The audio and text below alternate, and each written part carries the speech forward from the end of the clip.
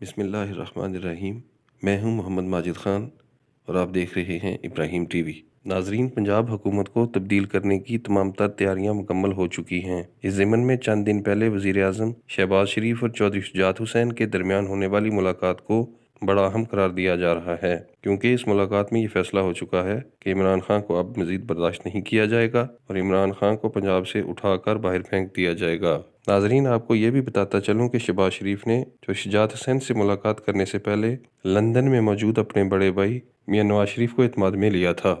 दूसरी तरफ पंजाब के वज़ीर आला चौधरी परवेज़ लाई भी खुद को वज़ीर आला के तौर पर कंफर्टेबल महसूस नहीं कर रहे हैं, और वो इसलिए कि परवेज़ लाई महसूस कर रहे हैं कि पंजाब हुकूमत के तमाम तर इंतजामी अमूर को बनी गाला से चलाया जा रहा है। तमाम अहम तैनाती और पोस्टिंग ट्रांसफ़र के अहकाम बनी गाला से दिए जा रहे हैं, जिसकी वजह से परवेज़ लाई खुद को बेख्तियार वज़ीर आला के तौर पर महसूस कर रहे हैं। और ऊपर से सितम ज़रीफ़ी ये कि पंजाब कबीना में काफली का कोई वज़ीर या मशीर ना होने की वजह से परवेज़ लाई को पार्टी के अंदर से भी शदीद दबाव का सामना करना पड़ रहा है।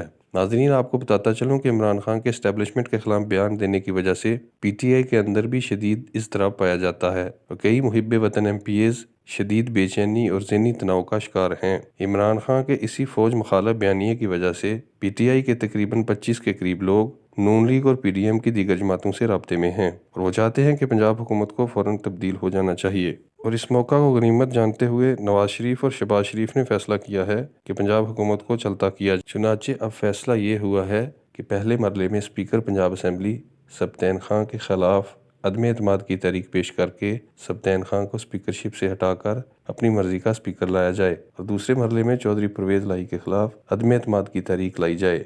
आज की वीडियो में बस इतना ही। इब्राहिम टीवी को सब्सक्राइब करें, इस वीडियो को अपने दोस्तों के साथ शेयर करें। मिलते हैं एक नई वीडियो में एक नए टॉपिक के साथ। मुझे दीजिए इजाज़त। अल्लाह निगहबान।